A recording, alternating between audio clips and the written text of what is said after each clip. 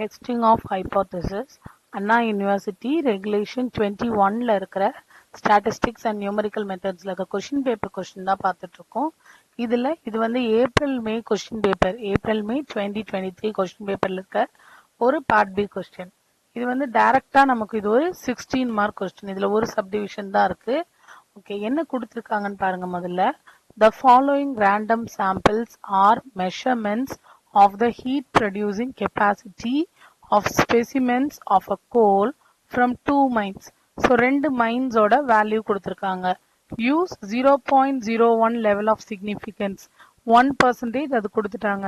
Test whether the difference between the means of these two samples is significant. Significant அப்படின்னா சொல்லிக்கிற அளவுக்கு அங்க difference இருக்கு அப்படின்னு வந்து நம்ம செக் பண்ண சொல்றாங்க. இப்போ இந்த மைன் 1 மைன் 2 ரெண்டு மைன் கொடுத்துருக்காங்களா, ஒரு மைன்லயும் 5 டேட்டா தான் இருக்கு. என்னோட சாம்பிள் சைஸ் சின்னது. அப்ப இதை வந்து நான் என்ன எடுக்கணும், ஸ்மால் சாம்பிள்ல எடுக்கணும். ஸ்மால் சாம்பிள்ல எனக்கு ரெண்டு வேல்யூ கொடுத்து அதை கம்பேர் பண்ண சொன்னதுனால இது comparison of two means. T test use பண்ணணும். டி டெஸ்ட்ல கம்பேரிசன் ஆஃப் டூ மீன்ஸ் எடுக்க போறோம். ஸோ ஃபர்ஸ்ட் வந்து நம்ம என்ன எழுதணும் அப்படின்னா, கொடுத்துருக்கிற வேல்யூ வந்து மைன் 1 மைன் 2 அப்படின்னு ரெண்டு வேல்யூ கொடுத்துருக்காங்க. நல் hypothesis and alternative hypothesis fix பண்ண போறோம். இதுல நம்ம நல் ஹைபோதிசிஸ் என்னன்னு ஃபிக்ஸ் பண்ண போறோம்னா H0. H0 நான் என்ன ஃபிக்ஸ் பண்றேன், ரெண்டு வேல்யூவும் ஈக்குவல், ரெண்டு மீனும் ஈக்குவல்னு ஃபிக்ஸ் பண்றேன். So x1 bar is equal to x2 bar. இல்லைன்னா மீன்ன்றதுனால இதை நம்ம μ1 μ2ன்னு எடுத்துக்கலாம். So μ1 is equal to μ2. It means there is no significant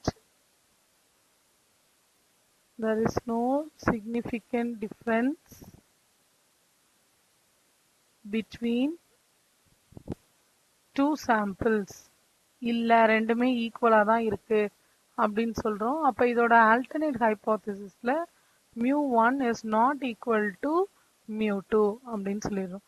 okay, இப்ப கொடுத்த டேட்டாவை நம்ம அப்படியே வேர்டிக்கலா எழுத போறோம். ஏன்னா நமக்கு x1 x2 கண்டுபிடிக்கணும். அதுக்கு நம்ம இதை வேர்டிக்கலா எழுதி ஆட் பண்ண போறோம்.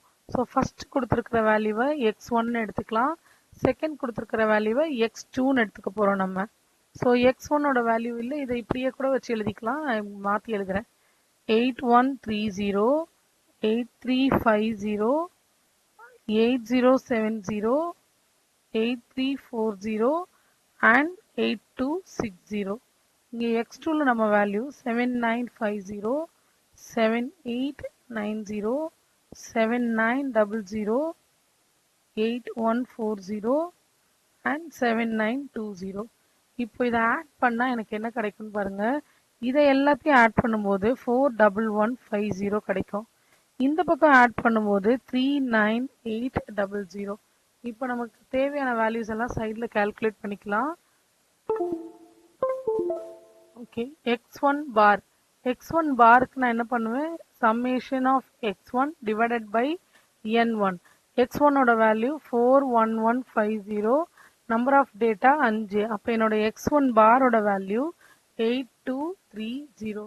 அதே மாதிரி x2 பார். x2 பார்னா summation x2 divided by n2. x2ஓட வேல்யூ 39800 டிவைடட் பை 5. இதை டிவைட் பண்ணும்போது கிடைக்கிறது 79.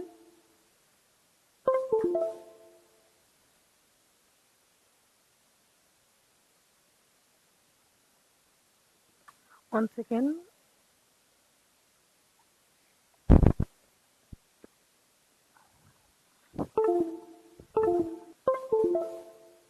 Okay, 7960. ஸோ x1 பார் x2 பார் கிடைச்சிருச்சு. அண்ட் இது மட்டும் பத்தாது, எனக்கு s1 ஸ்கொயர் வேணும். s1 ஸ்கொயர் கால்குலேட் பண்றதுக்கு எனக்கு சம்மேஷன் ஆஃப் x1 ஸ்கொயர் முதல்ல வேணும். So summation of x1 square நம்ம எப்படி கால்குலேட் பண்ணலாம்,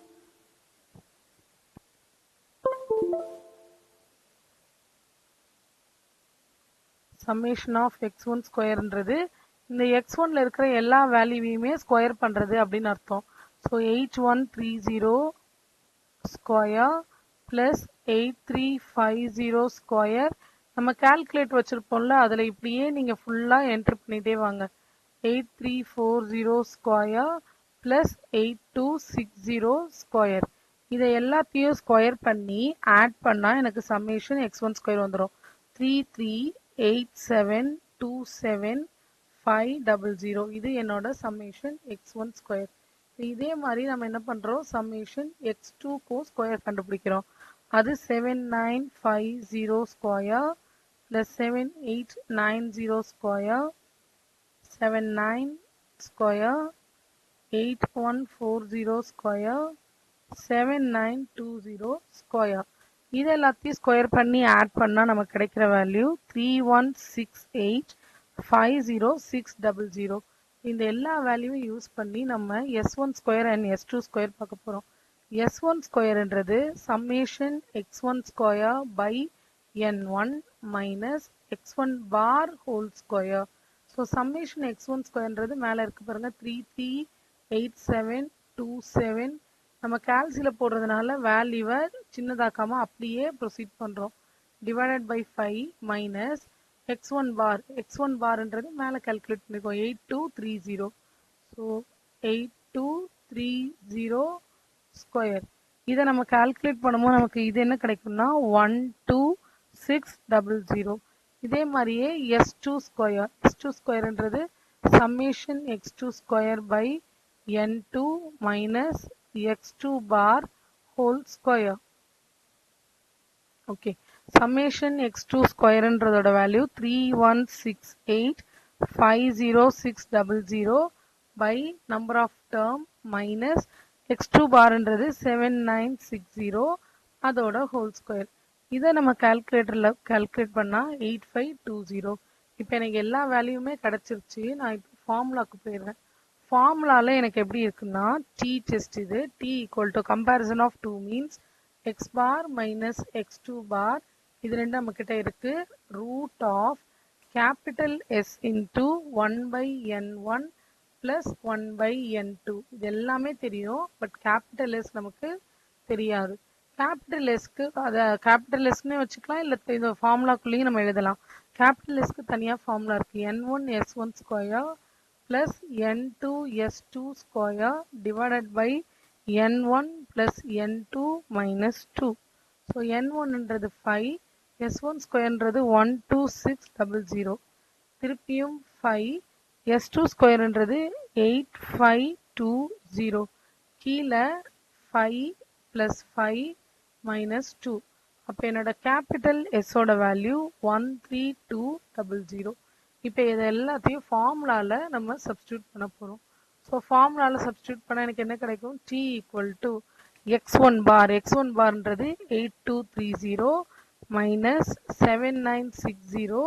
இப்போ நமக்கு எஸ் வேல்யூ கிடச்சிருக்கா. So divided by square root of 13200. இதில் ஃபார்முலா தான் ரொம்ப இம்பார்ட்டண்ட். ஃபார்முலா கரெக்டாக படிக்கணும். 2 மீன் கொடுத்துருக்காங்க, 1 மீன் கொடுத்துருக்காங்க அப்படின்னு கம்பேர் பண்ண தெரியணும் நமக்கு. ஓகே, இது எல்லாத்தையும் கால்சியில் ஃபீட் பண்ணி நம்ம டிவைட் பண்ணால் மேலே நியூமரேட்டரில் 270 அண்ட் டினாமினேட்டரில் 72.66 வரும். இப்போ டி டெஸ்டோட வேல்யூ 3.71. இது நம்மளோட calculated value. So calculated value equal to 3.71. அடுத்தது டேபிள் வேல்யூக்கு போகணும். டேபிள் வேல்யூ நம்மளை எவ்வளோ பர்சன்டேஜ்க்கு பார்க்க சொல்லியிருக்காங்க இந்த கொஸ்டின்ல, 1%க்கு பார்க்கணும் நம்ம.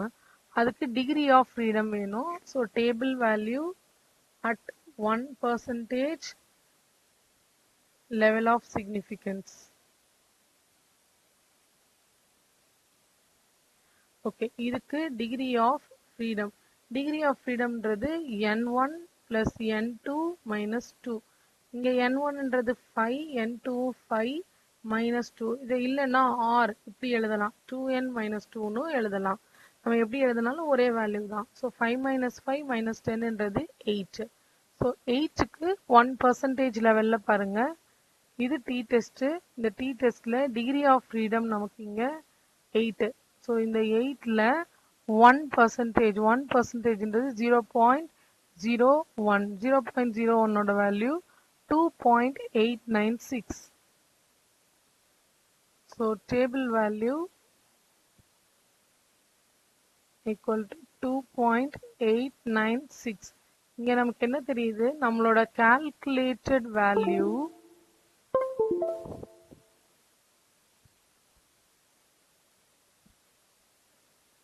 calculated value greater than table value தெரியுது. ஸோ இப்படி greater than இருந்ததுன்னா என்னோட H0 வந்து ரிஜெக்ட் ஆயிடும்.